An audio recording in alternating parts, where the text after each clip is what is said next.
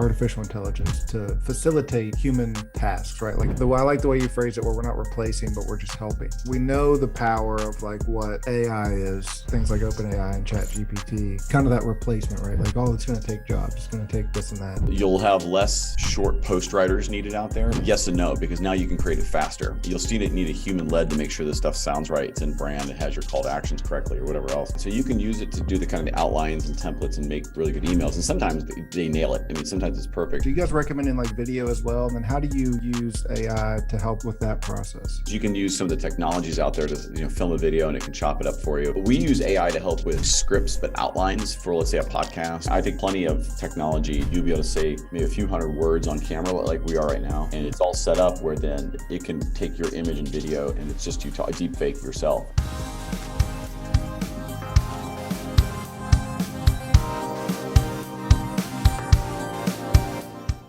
All right, well, Thomas, thank you so much for joining us today, and I'm excited for our conversation. But I wanted to start just by giving you the chance to kind of tell the listeners what it is you do and why you do it. Well, first of all, thanks for having me on. It's very cool to get to come on here. What we do today, we generate leads for individuals, companies, startups. We typically work with the entrepreneurial mindset, so you don't have to be specifically an entrepreneur, but think like one. And we really have a high focus on LinkedIn. So we really know what we're doing there to find your leads, do it in a way that doesn't involve ads or, cold email outreach or just kind of cold connections. We really do well to do that. We use a bit of technology to help, but everything's kind of human led. And it's all from a company I founded called InstantlyRelevant.com. Why the focus on LinkedIn? It's where more of the business professionals are. And specifically, we focus a lot on B2B lead generation. And to classify that doesn't mean specifically that you are going business to business. It's just typically things that take longer to sell or higher ticket value. So it could be anything from a coaching package to solar, you may be selling to a house that may be like 40, 50,000, or it could be, enterprise software that's being sold. The idea is what we try to do is build the core elements that everyone knows, right? Of you got to be known, liked, and trusted for someone to buy.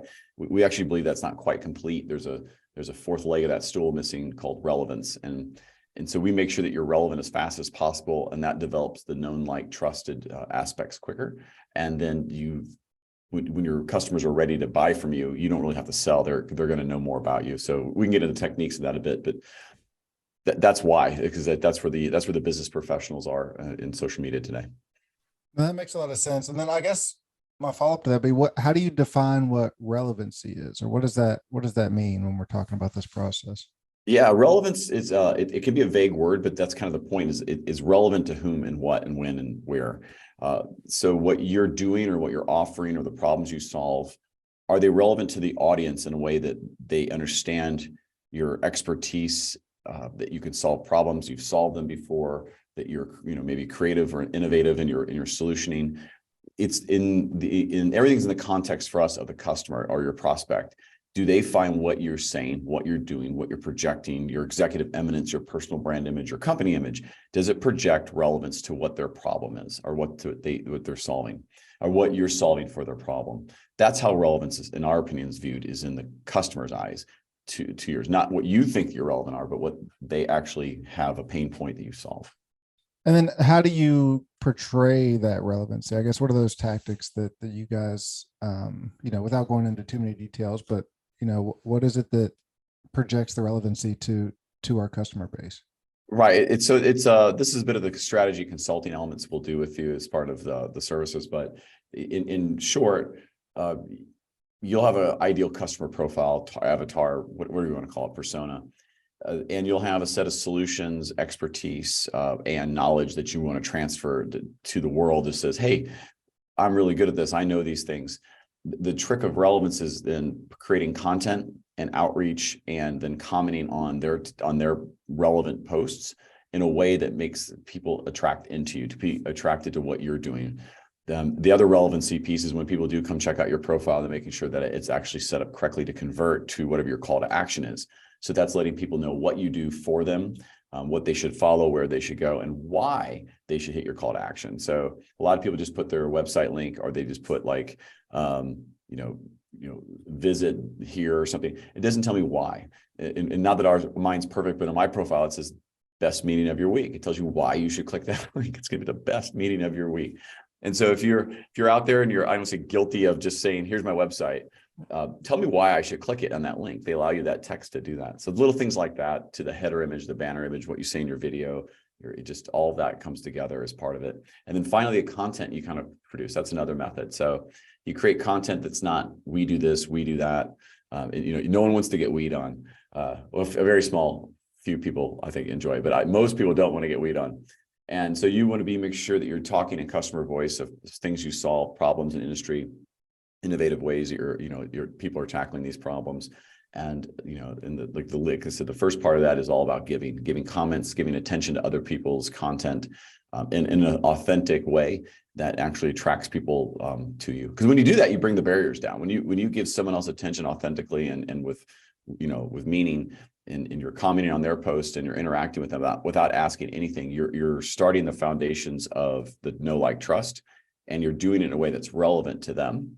And then when they check out your profile, you become more relevant because effectively they were somewhat targeted for those people that you probably could help, but you never get the opportunity if you're just asking for something from day one. So it's better in social media to give and set up your profiles for someone to buy from, not to sell to them.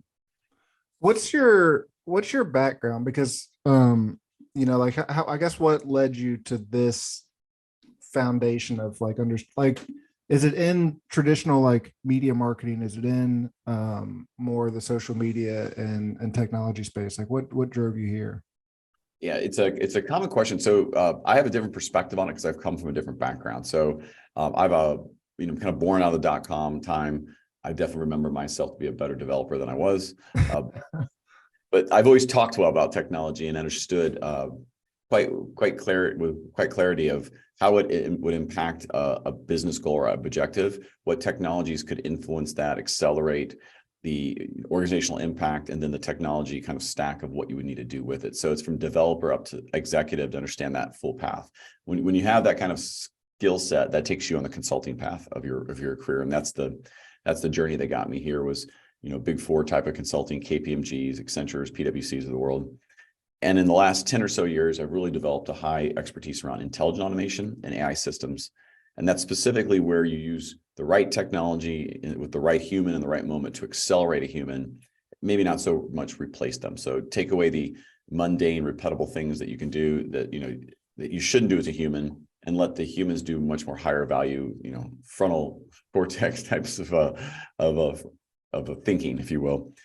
I applied that, in my career. I was never promoted. I mean, I've always just kind of taken new jobs. It's a whole different probably subject line we can go down. But I was a chief innovation officer of almost $1 billion services company, right?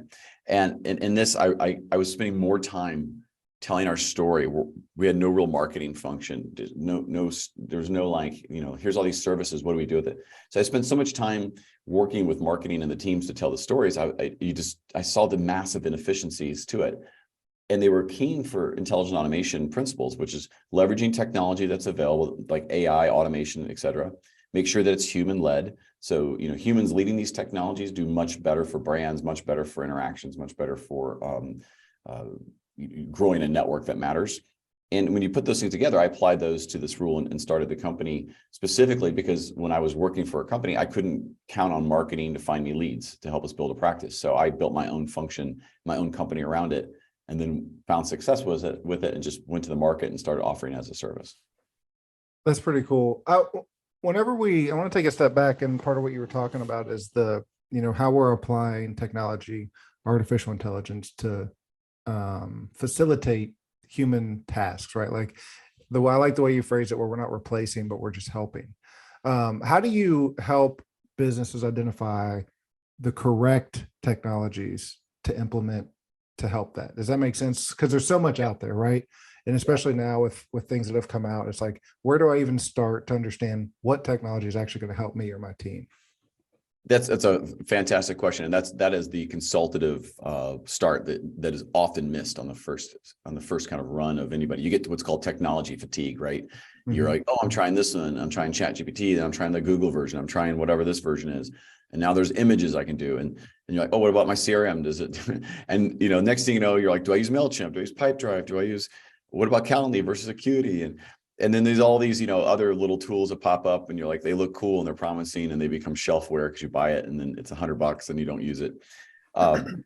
I will tell you this, the simplest thing is to start, first of all, I could do a whole coaching year with somebody on this, but just keep it to the basics, right? So what are you trying to accomplish in your business? What's the core thing you offer? And how do you focus most of your time around that? And so for us, it's, delivering LinkedIn lead generation services. We do marketing of the other things that goes on, but that's the core piece that we do really well. And then after that, then what else is there? I got to do some counting. I've got to do some scheduling. We have to do some fill in the blank. That's where you start looking for these technologies to enable it. So instead of hiring a VA to do scheduling, use Calendly, sorry. If you're trying to take notes in the middle of your video interviews to keep track of stuff, use something like Fathom, and you can just click a button instead of typing. You look for things to solve little pain points to automate. If you're every time you write a proposal, if you have to go manually put it into your Pipedrive, your CRM, or whatever else, use a Zapier to move it across and do little things as people book time with you, put them into different audiences on your MailChimp. Use technologies out there that help accelerate and are easy to use that you can just kind of set up and then work through your flow. But if you back that up, you have to kind of understand what your process is for, let's say, lead generation or accounting or whatever HR, whatever the processes you have, and then documenting that to some degree to say, hey, these are the steps I kind of take, and then looking at what technologies can kind of automate, accelerate that, or at least make you move a little bit faster with less manual typing. So it just starts with some of the basics, document it, understand it, and then look for things that can improve it. That was very, I appreciate that answer to that. Now that we know the power of what AI is, things like OpenAI and Chat GPT that came out, in the fall, there's a lot of concern around kind of that replacement, right? It's going to take jobs, it's going to take this and that. What are the, we touched on a little bit, but what are the best ways to think about, how to utilize it? Is it just the process automation, or are there other ways that we can say, hey, this is actually going to, really enhance our business, enhance our processes? Yeah, and a couple themes there. So one on the taking the jobs, I think technology in almost every case is there'll be some jobs that will go away or be less needed. The specific example of, let's say, AI content writing, you'll have less short post writers needed out there, but yes and no, because now you can create it faster. You'll still need a human led to make sure this stuff sounds right, it's in brand, it has your call to actions correctly, or whatever else. You'll probably still need the same amount of people, quite honestly. You're just going to create more of it, maybe a little bit sharper versions, at least for right now. That'll evolve over time. But how do you use it is what I think the question was. It's super. It's one thing just to have, we've been, I think we were talking a little before on camera. We've been using OpenAI stuff for a few years now. So we've been on their beta side. We originally started off as an AI company for content creation. And within the first 9 months, two things happened. One, I saw, the technology already advancing very quickly and seeing, hey, content creation company is kind of a dinosaur to some degree coming out because not because it wasn't going to be needed, just everyone's going to have the ability to go do this here in about 3 years, which is what it's hitting right now. And we pivoted to full lead generation because the content you create, it's great. You can create AI. It's what you do with it. It's how you use it and how you're leveraging it in a relevant interaction. And so what I mean by that is you can create all the content you want, but if it's just, generic, has no, it's really not on point, it's not on your brand, doesn't really drive your value or about your position, your unique selling propositions, or at least some type of original thought, it's probably just going to fall flat. And the more of that that's out there, more of it will fall flat to your audience. So the original content will still be super valuable. Those technologies being leveraged to help you with writer's block or help you kind of supplement with examples or analogies or give you context as a customer, because you can use these technologies and say, hey, take the persona as a customer that's skeptical. What do I care about? They're very good for doing that, for kind of soundboarding your strategy or your go-to-market strategies or your knowledge of the subject. They will evolve. You already see like GPT-4 can pass the bar at like the 90th percentile. So it's really good. But those are like, a little more advanced cases, but how you use it in a business, is to be clear, is you should be using it to accelerate. I still think you should have humans be touching it at this point to keep yourself in brand, on point, and leveraged in the right context of your outreach. When you talk about that human element, like, I've started to use it, like most people, for copywriting and things like that. How do you talk to your clients about keeping that human piece of it, rather than just, it's so powerful, you were like, oh, if it's creating this article, creating this email blast for me, like just using that, like, how do you talk around keeping your brand and your, personal touch to it? Yeah, in just doing that, so you can use it to do the kind of the outlines and templates and make really good emails. And sometimes they nail it. I mean, sometimes it's perfect. Other times you might want to put your own type of humor in there, or keep it specifically when you're doing an outreach message. It's better if you can find something that's actually personable to them, that maybe you've interacted with them. And now, if it's a cold outreach, it's a little bit more difficult, but you still should create some kind of personal element. It'll be way more effective. Right now, the things are written well enough where it's kind of indistinguishable, but it'll become very clear that they are more AI written stuff just by the tonality and the form, when there's no thought. So you need to get in there and make sure that you're kind of having your own examples, your own analogies. You're referencing things that would be very maybe topical, like something in date right now. Those little things will give you the advantage of, hey, that seems like to be a real message, or that seems to be like a real article that was written now. Because that's going to change probably the next GPT-5 and 6. Like, you'll probably be able to do more real-time things, but right now I'd say that's where I'd keep it, is real-time, something that just happened, and keep your persona in it, like actually read it and change words you wouldn't use, and do things like that. That way, when people read it and they've met you, they'll see it's one and the same. Do you guys recommend, like, as part of this, not necessarily, I guess, the brand image, are you guys recommending like video as well? And then how do you use AI to help with that process? Yeah, so you can use AI, and that's a loose term a little bit on their own, because you can use some of the technologies out there to film a video and it can chop it up for you. They're somewhat nascent right now. We use AI to help with, I wouldn't say scripts, but outlines for, let's say, a podcast, or we do some shorts on we have a YouTube channel we just started called Never Been Promoted, and it's around the unleashing, unlocking, unbounding, and unraveling of your kind of entrepreneur spirit. And we use that sometimes to help with just some one-line ideas, and then we can use it to riff off of. So, hey, that's a cool topic, and then I'll think of an analogy of it, or something that's interesting. It's very good for script writing. So that not to read it word for word, but to give you an outline of what you could say and then make it your own. But for video editing, like, it's also very good for just some of the simple things, from the translation services, from some of the clipping, and just keeping all that stuff together. I don't, it's loosely termed AI with that. I think it's just more advanced technology to help you do with the editing, right, and the transcription.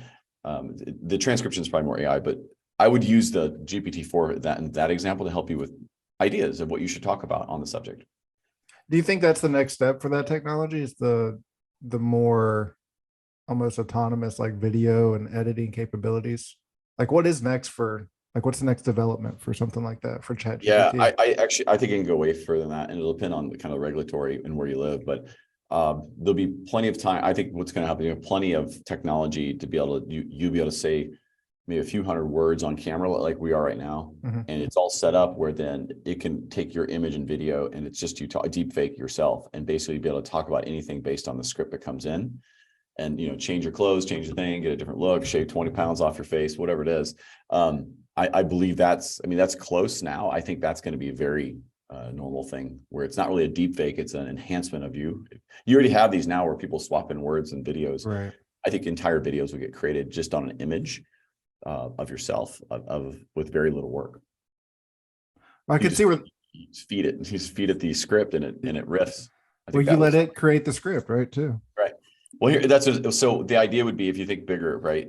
We have a channel on entrepreneurship, so easy enough. The algorithms in that could look at what's trending around that, go and create its own video like it itself. If yours is a trending video, then it creates more like it, and it can automatically be creating these things based in real-time trends that are out there. Maybe relate to something that's in real-time news, and relate it to your subject at the same time. So it would be very good if you could do this in the prompts, right? You could say, hey, relate this event to entrepreneurship. and it'll write that script. And like, that gives me an idea to go today. Like I'll go and say, hey, here's a current event that's going on with maybe one of the entrepreneurs in the world. Talk to me. And you can ask GPT-4 to say, relate that to a key lesson in entrepreneurship. And that's how we'll write videos right now that should trend a little bit better because people might be looking for that subject. The next phase of that would be that you don't have to even do any of that. And it's not even your image, it's just your voice and your, the body language, and it's got a 3D shot of you and it can do all the angles. That's and like it's completely not CGI, but it's completely done. And that would be a very cool use case for producing mass channels. But then think about this. Here's the next problem. Everybody can do that now. Right. So what's going to differentiate? And so the next thing is what differentiate you from 5,000 other people doing the exact same thing. And so it'll still be some type of in-person brand, something bigger, something else you'll have to be to kind of still become that next influencer or that next kind of company. You'll have to be, the human will have to be creative to differentiate amongst all these people that are doing very cool things that were very hard to do before, but now become commonplace. So when you say in person, you think that, like, obviously the technologies, even before AI became so relevant, like have been set up to allow us to have, this interviews were done remotely. Everything can be done without actually being in person. You think that differentiator will actually be true in-person communication and that human touch? I think it'll be a differentiator. So I think the human interaction will be the biggest piece. So it'd be one thing if you're, talking online, and it's not you. Let's say, give that example we were going with. Mm-hmm. But when you meet in person, if you still have that knowledge base, but if you meet me in person and I haven't a clue what I've been talking about online for the last year, I still think when we're back to the B2B thing, right? And B2C sales probably won't matter. Like when it's smaller items, more products or consumer goods. But on bigger sales, you're going to have to still be the knowledge expert on it. And so I think that's why I think the human interaction will come back to be for the know, like, trust piece. Well, and so what, we'll dive a little bit more into your business relevant topics, but whenever you talk about these high ticket B2B items, what is the differentiator? What is the difference between just my normal marketing? I mean, I guess, are you dealing with, I'll take a step back. Are you dealing with businesses that focus on that type of product? Does that make sense? Or like in my businesses, we do a little bit of both, right? So we have like service-based items for customers, but we also do large scale projects, maybe for commercial functions. So we have to do a little bit of both. So I guess my question is, what's that differentiator between when I'm trying to sell those high ticket items versus typical just B2C type marketing plans? Yeah. And so in our strategy, we don't really, people do Google ads, they do the other stuff. We can do those, but what we start off with is a non-ad based trust building, like a inbound effect of leads. And that it tends to lend itself towards longer sales cycle types of, or higher human interaction types of products and services. So like a B2B software. So one of our customers is, it's in decision intelligence, and they do, it's probably a minimum $300,000 a year to get their software, but it's targeted to huge healthcare companies, right? Much longer sales cycle, 12, 18 months, but the slow drip of interactions and content and using the profiles of the founders and the people like this to kind of drive that constant right in front of you, like, but not asking, just trying to, meet them then they meet them at a conference. You're known. That's the play for those. The other is maybe, let's say, like a franchise consultant that's trying to meet executives that are, they have good money or they want to exit their current W-2, their employment job or whatever it is. Those are the another kind where it's like, hey, they've seen that you've posted, commented on I'm an executive. I see this guy commenting on my post. He didn't really ask for anything. I see him do another comment. I connect with him. I see what he does. Hey, I'm kind of interested in doing something like that. I'm going to talk to him. And so it's the inbound effect of giving, interactions and giving attention to others. The vanity piece helps people then come into your profile with some kind of interest, and the wall's somewhat lowered of, oh gosh, they're going to sell me. That kind of interaction. Now, B2C, it's usually it's a great, and you still need good landing pages and you need a great copy, and also that stuff all plays, but those are typically like more volume driven where it's hands off, ads dropped, done, or it's a small digital sign up for something. It's when humans need to be involved in sales cycles where we really thrive with the leads. Is the idea then with that, like the commenting and interacting, is it to do it on your target customer or with like other subject matter experts that you become known in that space? Yeah, that's a really good question. So it's a mix, but it's, let's say 85, 90% on your targeted on your prospect list. And then you look for, if you're not an influencer in the industry or in that subject, you look for a really trending post where there's a lot of comments, and you make sure you get your name in those comments of trending posts. So other people in the industry who are looking at more prevalent or more trending viral content in the whatever the subject matter is, your name's in that comment. And usually in any viral piece of content, there's at least one comment that's got lots of comments and likes. Mhm. That's typically where you go place that, is you get into the biggest discussion point of a viral post. Then every time someone updates it, they see your names in that as well. And so that's one of the techniques. You don't do it all the time, but you definitely want to be around the influencers, the subject matter experts as well. It's how the algorithms work, right? Because if people are seeing your post and they like it, they're likely to see some of your content in their feed the next day or next time it's something relevant to that subject. Well, on a platform like LinkedIn, how do you determine those viral trends? Well, you can look. So you can look at a hashtag to see what's kind of Right. trending by hashtag. Our logo is a hashtag for that reason. That typically people follow 1 to 5 hashtags. It's probably all you really can handle. And the hashtags they follow would really be like, you just click on it and see what's kind of going for the day or what's interesting or relevant, and you just put comments in with that.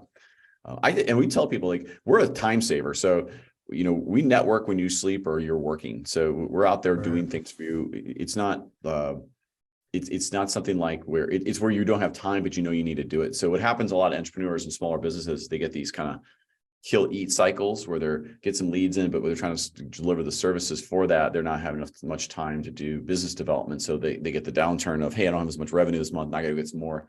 What we do is create that kind of steady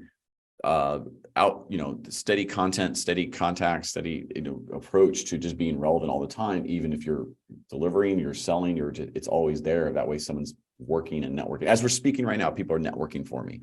And that's the secret to kind of how I've grown so fast on LinkedIn and helped our other customers do it too. It's just that steady approach. And you can do it 2 hours a day, you could do 24 hours a day. It's whatever your tolerance for inbound leads are and budget can handle.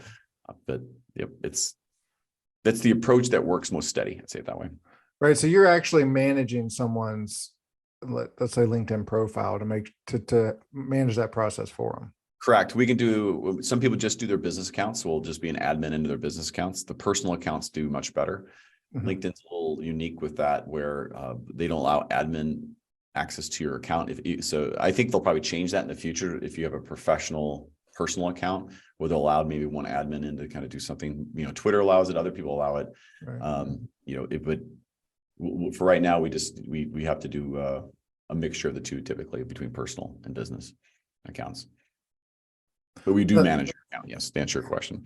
No, but it makes a lot of sense, because even I'm thinking about it from the range of people who would use that type of service, right? So someone that already has a large scale business doesn't have the time to do it, but then someone that, like you said, was W-2 that's thinking of making that jump to entrepreneurship, they may not have the time either. So it can be functional for everybody to start. It's back to the automation, right? Well, yeah, we don't use automation too much. This is all human-led things. We'll use technologies on our end to accelerate the human leading the efforts, but we don't turn on automation on your account. That's when you get in trouble. That's when you get the LinkedIn jail. That's when you get in kind of your brand gets bled a little bit. It's kind of like when you do on a cold email outreach, and let's say you have 5,000 people you send an email to, and 100 raise their hand and say, hey, yeah, I'm interested. You just spammed 4,900 people. And to me, that's a slow dripping bleed of your brand. And I think over time, it really hurts your long-term success. I think a much better way is to find that 5,000 and go comment on their posts and interact with them in some kind of honest way between maybe LinkedIn or Twitter or whatever else, and have them I assure you more than 100 will come to you interested as a connection.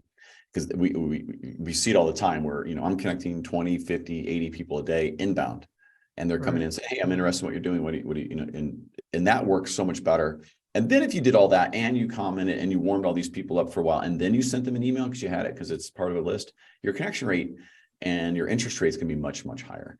And so the warming up period is super important for building the known, like, trust, relevance factors of people buying from you. Do you guys help with so say that person has now come in through the inbound strategies, what does that change the process of the sales call? Or, I mean, you may not even call it a sales call at that point, but that initial interaction, whenever hey, let's set up some time or something like that? Is it different now based on that like that first, the way they're coming in?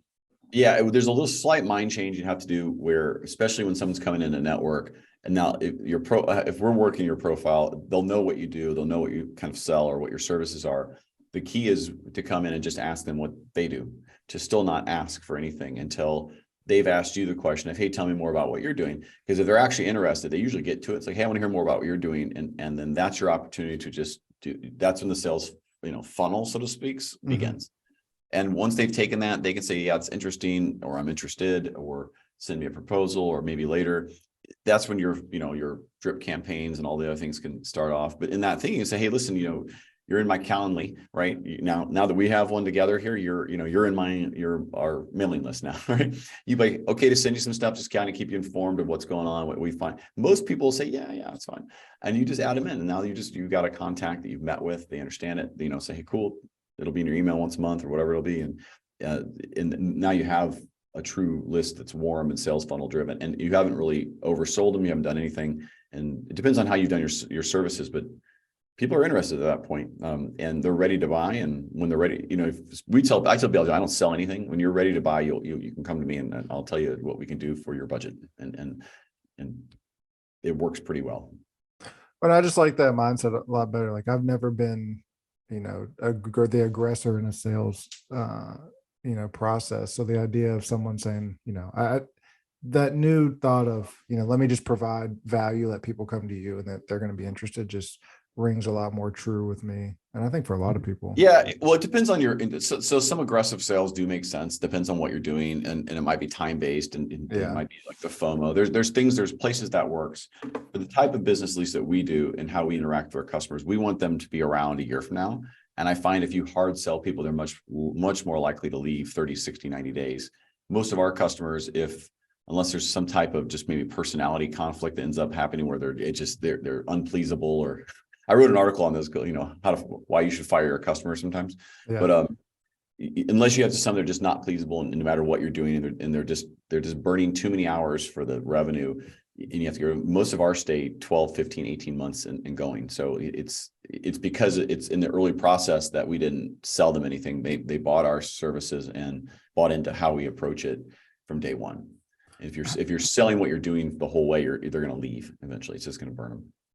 How much of your time as the CEO of the company is spent on this idea of branding and maybe content creation? Right. That's a good question. So I spend a lot of time with our customers. So we have teams that create the content and do all the creative. I still offer a lot of my time. So as of right now, I still work with every one of our customers at least monthly, some many weekly, some biweekly. Mm-hmm. As long as my time's available to do that, I do that because I'm learning about our services, what people like.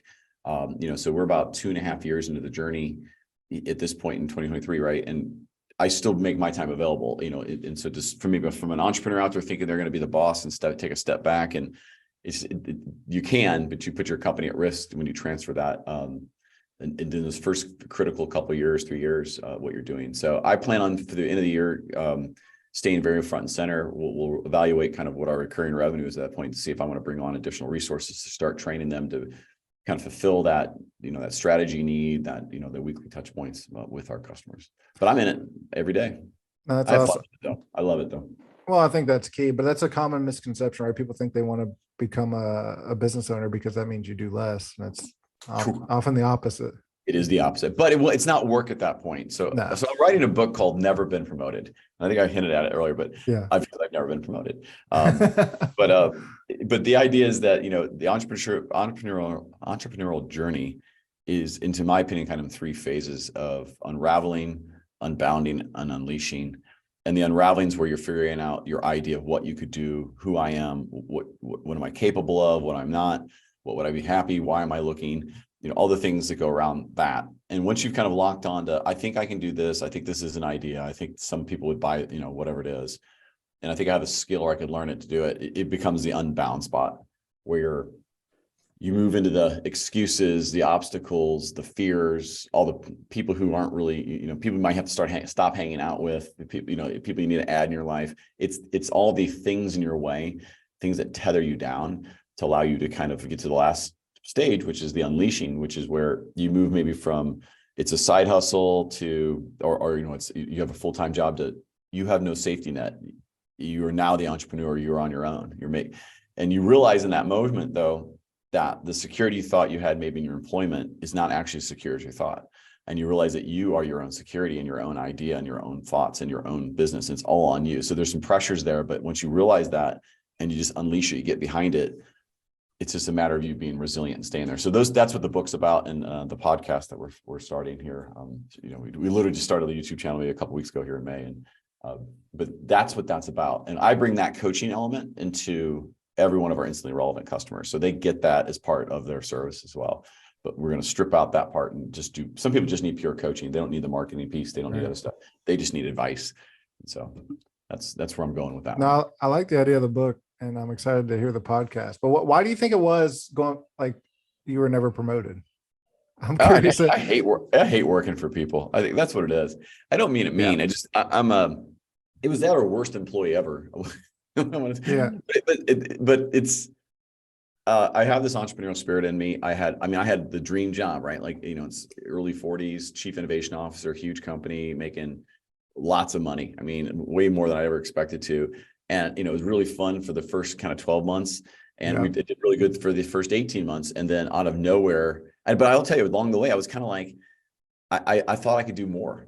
And it's a messed up thing. You're making like, I don't, anyway, it was, I look back and go, damn, like how much I have to make my own company to make that? Like I'm trying to do the math. Like, I'm not sure I could scale my own company to that. But the weird thing is you're in the middle of it and you're like, this is supposed to be my dream job. And like, I remember thinking about 18 months in, to be fair, by 19 months, they killed the position. But I remember thinking 18 months in, this is really like, this is not what I want to do. And it occurred to me like one of my mentors, who's a CEO, he breathes the rare air of a CEO of a big company, and he probably makes $1.5 million, $2 million a year, and he was like, even at the number he makes, he was like, you'll never get wealthy, and he's like, it's mind blowing. You could sock away $500,000 a year if that route, like whatever it is. He's like, but at the end of the day, if you really want to go chase wealth and you want your own time, because he worked his ass off, like Sunday at 8, he's out, he's back Friday at 8 p.m. It's like to get that money, he's like, you're going to have to just go on your own. You'll have to become an entrepreneur. You'll have to go through you'll go from making crazy money to way less money. And if you've got a good idea, you'll capture your time, have more fun the whole way. And so he did the same plunge as well at some point on his own venture. But it is very true that you'll go this route of, I just never really wanted to get promoted. If I did, I went and found another job. I got paid more. And so the entrepreneurial spirit of what I was really chasing, of just getting my time back, having the opportunity to make some real multi-generational wealth, to just be happy every day working. It was kind of, I just didn't find it in a corporate world ever. No, I was just curious because I know it's true for me, and I'm sure it's for a lot of entrepreneurs like that idea. I just always thought I'd rather make less money and do it on my own than whatever you tell me I can make. Like I hated that idea that someone else would tell me. I just hated it. Did you hear? I think Mark Cuban said that one time. He's like, I'd rather make, what he said, 75K on my own than make 300,000 working for any company. And I was like, all right, I get that. Yeah, it sounds like, what about $1 million? I'm like, all right, you might want to take that job for a little while to kind of help you make that same. you might want to go. But the truth is, that's the mindset, is I'd rather just make it. It makes more fun to get a small check for $300 than to get like a paycheck for $3K or something. Like it's a weird feeling. And especially if you can repeat it. So there's a lot of things we can go down the road with that. But I agree with you. It's one of the tricks is, right, it's not so much making money, but you have to invest back in your company, and that there's an inflection point, and we're in the middle of, or 2.5 years in, where if I offered slightly different services, I probably could make more right now, but I would cap myself how much I think we can make, because I would get tapped out of my own time. And so as we've added lead generation services and I've added people to help scale that, I have to pay them, and they take what would be my salary right now, right? And so I make way less. And now when you do that, that causes challenges at home. That causes like all the things that go down the road. Yeah. If I don't invest in the company, then I'm always going to be chasing my tail and working for my own company, as opposed to working on it and not in it every day. And those are hard inflection points. Those are I have to go pay someone more than I make to help me grow the business. And then I gotta tell you, you're going to face that as an entrepreneur, and you're making the right decision, but no, it's a hard one. Well, and it's, you have to think about the long road, right? I mean, and it's a personality thing. Like you said, the troubles at home. It's like some people just don't see why it would make ever sense to make less money to help invest in that business for the long term. But I think that, there's an analogy where it's like the taller you want to build this tower, first you have to build that foundation. So you have to go deep and wide to make sure that that base That's is right. really secure. And it's like that process can be several years when you're starting a company out. And it's like, Well, it's it hard. is. Yeah. And, I'm not from the marketing world. So I was trying to take a different approach because if I was from here, I wouldn't be able to solve the problems I saw. Right. And so with us, and the other thing is the pivots. So for us, we started off as a content creation company. We've always managed social media as kind of part of it. But what we've really landed on is the point of marketing, which is to find a lead. It is not for brand awareness. It's not. The point is to get a lead to start a sales funnel. That is the point of marketing. It is. If anybody has an opinion on that, you can text me. We can discuss it. But I think the whole point of marketing is to find a lead. So we start with that story and then offer all the services behind it. So when people hire us, by the way, they get a full marketing team fractionally. They get me as a fractional CMO. They get a lead generation team, and we apply those roles and those functions correctly to deliver on their budget what they're trying to accomplish the best they can. So they get the most value from their budget to do it this way. And some people say, hey, really, I just want to focus on YouTube, and then that's what we do. We got away from LinkedIn. We'll bring in another social media account. But most people come to us because we led with this idea that lead generation. And then you talk about that narrow and deep base. Well, lead generation can mean a lot of things. And relevance can mean a lot of things. So we said, let's just really focus this just on LinkedIn. So it's really get deep pillars in this.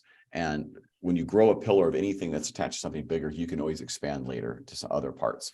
So we're just going all in on LinkedIn.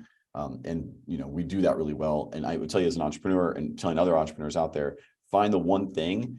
And if you're like me and like most entrepreneurs, you're kind of got the ADD, you got all the opportunities around you. You got to focus narrow and deep as you can on it, because go repeat a model of that. And then you can go do other things once that model is just repeatable and you really know it. And you got that niche and you're killing it. Like are you even suggesting being narrow and deep on one platform? Like it's like being specific in LinkedIn, if that's the one you're good at or where you have the most reach? Yeah, exactly. So there's two things. That's where the most people are asking for the services of, hey, I really, they've tried lots of things with LinkedIn lead generation. Nothing's really worked, but they still need it because they're struggling with it and they're trying to build their business. So there's a market there. People need it. And second, we've done it so much, and I've done it to my personal profile so well, we know what we're doing with it. Mm-hmm. And the idea is if specifically, if you get the idea of how social media works if you give, people come back, it really works well with lead generation when you're setting up the profiles, your content and your messaging, and then the targeted list correctly. People come into you and they want to know what you do. You just got to just take a pause and not try to sell them. Just interact with people, actually build a network, build some trust, and then people come back into you. How important is the personal brand to all this? I mean, like you said, you figured it out with your personal LinkedIn page, but how important for any business is that personal brand? It's critically important. I mean, we do everything through my account. So okay. My teams do probably 1,000 sales activities a week through my account in the form of commenting. And so think of that reach, right? If your personal profile sucks, or it's really weak, or it's even just meh. Mm-hmm. If you're being compared to other people and they have a better profile, they have their brand better, they're better at giving, they're better at sharing information, and they're not selling as much, they're going to probably win. And so your personal brand, we call it your executive eminence, matters so much. Wow. What your thought leadership, what your personal image looks like, what you're saying, how you're communicating, this unique selling propositions you do in a tone that's in the customer's voice, that stuff is critically important. No one looks at business pages, by the way. So business pages in LinkedIn specifically, they are pay to play. If we can go do comments as your business, that's fine. And it's good. People will check it out. That helps. But people don't want to connect with businesses. They want to connect with people. And they may look at the founder, they may look at the CEO after that. But if they weren't the ones doing the comment, they're probably not going to reach out. And oftentimes people think, oh, that's CEO. It's a CEO. They wouldn't connect with me. Right. And your personal image is what, your personal brand is what we use to do this, because, that's the whole point, is that you're out there networking, building your audience. You have some culpability to kind of develop that network, maybe in 20-minute meeting or, an hour meeting, whatever your kind of sales cycle is, but you have to have it. It's super critical. It's overlooked. I can't even tell you how many times, yeah. 95% of the people on LinkedIn, or it's done very poorly. Well, I've just recently, the part of the reason I even started on this podcast was to help with that, because it's like you just start to realize, I don't know, that like we started off the conversation, people want to know who they're working with, right? And if they don't know you, they're not really going to work with the company. So like it all matters. I mean, I have notes on your profile we can go over right now if you'd like, but we'll do that later. Sounds good. I would model it more like your website. I would just say that way. Your website's excellent. And I would say that your header image is great, but your banner image, your big piece of real estate, I think could be way more impactful. Tells me who you are. Just tell me what you do. No, I appreciate the feedback. And it's probably like you can edit that part out. I'll leave it in. No, because it's like I have a marketing person that helps with like the website, but I think I did a lot of the profile. So it's like I think you can get caught up in your own head a little bit. You know what I mean? Oh, I do. Look at our website is like the Taylor's kids are always naked. I mean, because we don't even, the website's there, we communicate some information there, but our call to action is to meet with me right now. And so it's not that it's an afterthought, but it's not my top thought because we don't do advertisements against it. We don't drive people to the website. We drive people to my LinkedIn profile. We drive people to interact with me. And so a call to action, the website's important, but it's not as important as my personal profile. It's not as important as the images we create on the LinkedIn platform. Are you using the other social media platforms? And then if so, are you trying to drive them back to the LinkedIn? Because that's where the kind of the meat of it. Yeah, we're on all of them. We do not drive people back to LinkedIn because we're on them for the idea that when people type in instantly relevant, we have a line on Twitter, we have a line on Facebook, we have a line. And so we're trying to drive first page kind of SEO based on lines. Yeah. It's not, we don't do any really business out of Facebook, Instagram, but we're not trying to either. We're trying to stay narrow and deep on LinkedIn. If we do posts, we just probably keep it to this platform because most people on Facebook are just there for Facebook and they don't want to go bounce out to LinkedIn. When we're on LinkedIn, we don't try to bounce people out to, YouTube or something. So we just kind of keep it in its own swim lane and leave it there. Okay, that makes sense. What's we'll kind of wrap up here. I just want to, what's one piece of advice that you give to someone, whether an entrepreneur or not, that they can apply to their life like right now? What's one piece of advice you'd give to somebody? Yeah, I think it's the kind of we talk about with your personal brand image. And what we say is executive eminence, which is that plus thought leadership and some other things, is take real attention to that with the idea that your profile on LinkedIn specifically, that when you first go on it, that stuff really matters. If you want a kind of a free consult, if you will, of just, hey, what I think about your profile, just connect to me on LinkedIn. I will happily do that. That would be what I would say is go get some advice on how to make that better, because it really does matter. Even if you're a technical founder, you're doing this, you're killing it. Investors look at it, everyone looks at it, media looks at it. People are going to look at that thing when you're the founder, you're the entrepreneur, you're the head of sales. Even that stuff's got to be really, really well done. So take the time to take time on that. That's perfect. I can't thank you enough for the time today, and I appreciate all your insight, man. I appreciate you having me on. Yeah.